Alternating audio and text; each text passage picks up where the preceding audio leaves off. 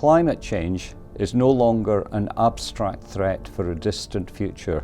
It's unfolding in front of our eyes. In the 12 months since the last COP in the UAE, people across Asia and in the Sahel have endured extreme temperatures. Communities in the Americas have fought against devastating wildfires, and flood defences were put to the test in Central Europe when confronted with intense rainfall, not to mention more recent events in Valencia. Many people have lost their homes, their livelihoods and their lives. Communities have been shaken to their core. And global warming is unequivocally caused by human activities through emissions of greenhouse gases that arise from unsustainable energy use and land use change and lifestyle patterns. The extremes we are witnessing have been aggravated by human-induced climate change. This is the new normal.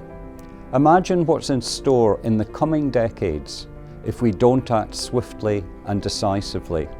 With every fraction of a degree of global warming, we face greater threats. Children born today will not know a world without climate change. The IPCC has shown that we, and furthermore they, will live in a world marked by more intense storms, exceptional heat waves, devastating floods and droughts, a world where food chains are disrupted and where diseases reach new countries. Today, our chances of limiting warming to 1.5 degrees Celsius are hanging on a very slender thread.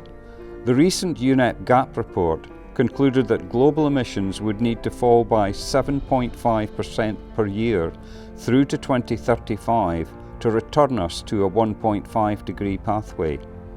If we delay more ambitious action to 2030, this becomes an unprecedented 15% per year. Even limiting warming to 2 degrees Celsius is at risk. But this doesn't have to be the case. As the IPCC's 6th assessment report demonstrated, we have the know-how, tools and financial resources to avoid the worst consequences of climate change. A world where transport is no longer polluting, our cities are green and we have transitioned away from fossil fuels. We've shown that carbon pricing, regulations and other interventions have already resulted in gigatons of avoided emissions, and more can be achieved if policies and measures are scaled up and deployed more widely. Furthermore, we've shown that climate action can contribute to other development goals, such as improving air quality and human health. With climate change already on us, we must address adaptation. The IPCC will be paying particular attention to this in the coming cycle. Most adaptation so far is fragmented, small in scale, incremental, sector-specific, and focused more on planning than implementation.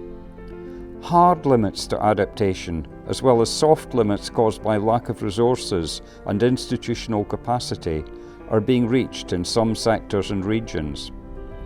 But we can take measures to address the triple planetary crisis of climate, biodiversity and pollution. We can increase our resilience to the impacts of climate change by leveraging decision support tools and implementing more early warning systems. The IPCC will continue to provide timely, robust, policy-relevant information to support accelerated adaptation efforts and cuts in emissions. But the resolution of this global crisis is now in your hands. Decisions made here at COP29 will shape the legacy we leave behind to our children and grandchildren, and for the billions of people who deserve a livable planet.